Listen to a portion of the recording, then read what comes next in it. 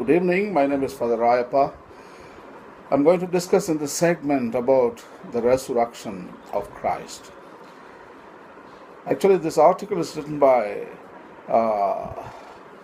Josh McDowell Ministry. He is a pastor in America. And this article title is There Really Solid Evidence for the Resurrection of Jesus? The followers of Jesus said he had risen from the dead. They reported that he appeared to them during a period of 40 days, showing himself to them by many convincing proofs. Paul the Apostle said that Jesus appeared to more than 500 of his followers at one time, the majority of whom were still alive and could confirm what Paul had written. 1 Corinthians chapter 15, 3-8. A.M. Ramsay writes, I believe in the resurrection partly because a series of facts are unaccountable without it. The empty tomb was too notorious to be denied. Paul Altau states that the resurrection could not have been maintained in Jerusalem for a single day, for a single hour, if the emptiness of the tomb had not been established as a fact for all concerned. Paul L. Meyer concludes, if all the evidence is weighed carefully and fairly, it is indeed justifiable, according to the canons of historical research, to conclude that the tomb in which Jesus was buried was actually empty on the morning of the first Easter, and no shred of evidence has yet been discovered in literary sources, epigraphy, or archaeology that would disprove the statement. Then, how can we explain the empty tomb? Can it possibly be accounted for by a natural cause?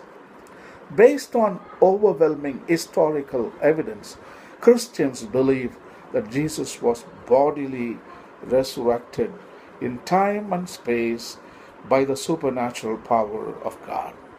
The difficulties of belief may be great, but the problems inherent in unbelief present even greater difficulties. The situation at the tomb after the resurrection is significant. The Roman seal was broken, which meant automatic crucifixion upside down for those who did it. The large stone was moved up and away from not just the entrance, but from the entire massive sepulchre, looking as if it had been picked up and carried away. The guard unit had fled. Justin, in his digest 49, verse 16, lists, the historian Justin, in his digest 49, verse 16, lists 18 offenses for which a guard unit could be put to death. These included falling asleep or leaving one's position unguarded. The theories advanced to explain the resurrection from natural causes are weak.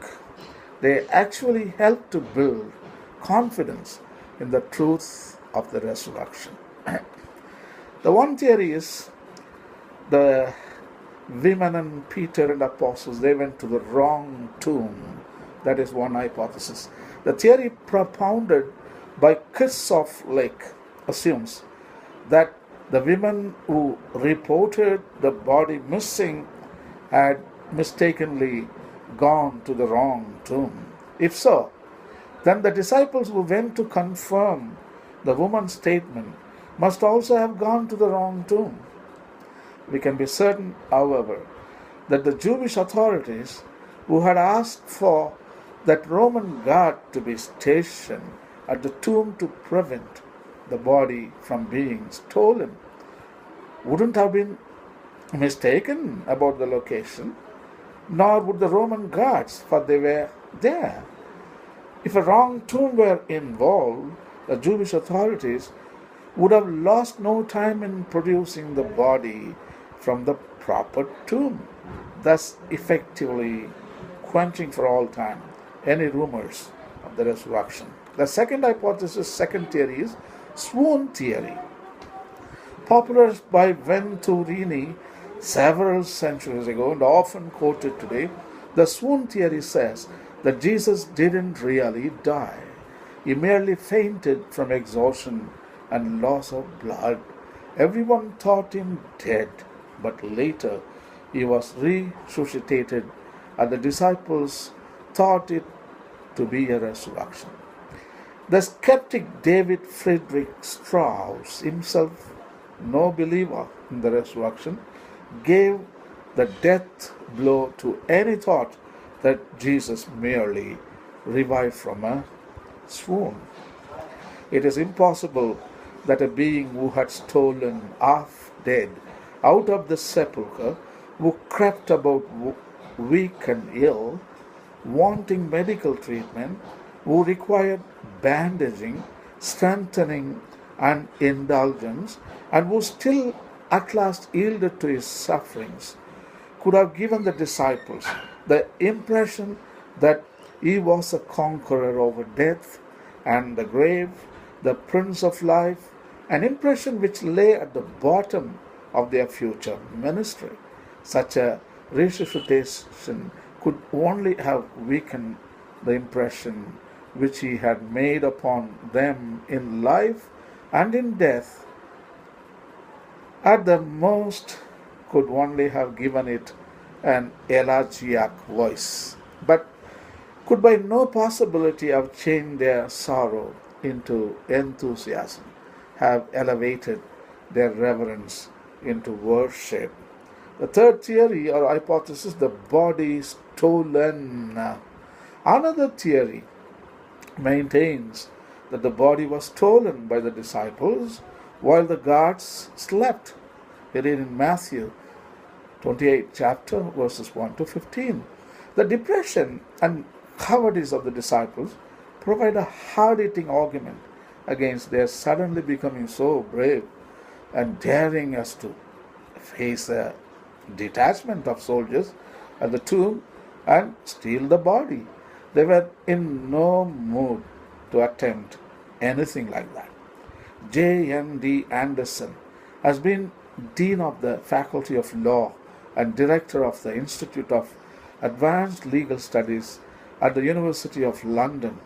Commenting on the proposition that the disciples stole Christ's body, he says, this would run totally contrary to all we know of them. Their ethical teaching, the quality of their lives, their steadfastness in suffering and persecution. Nor would it begin to explain their dramatic transformation from dejected and dispirited escapists into witnesses whom no opposition could muzzle. The theory that the Jewish or Roman authorities moved Christ's body is no more reasonable an explanation for the empty tomb than theft by the disciple. If the authorities had the body in their possession or knew where it was, why didn't they just produce the body when the disciples began preaching the resurrection in Jerusalem? Why didn't they recover the corpse, put it on a cart, and wheel it through the center of Jerusalem? Such an action would certainly have destroyed Christianity. Dr. John Warwick Montgomery comments, it passes the bounds of credibility that the early Christians could have manufactured such a tale and then preached it among those who might easily have refuted it simply by producing the body of Jesus. I think the resurrection is the greatest event in human history. Wish you all a happy Easter. Bye.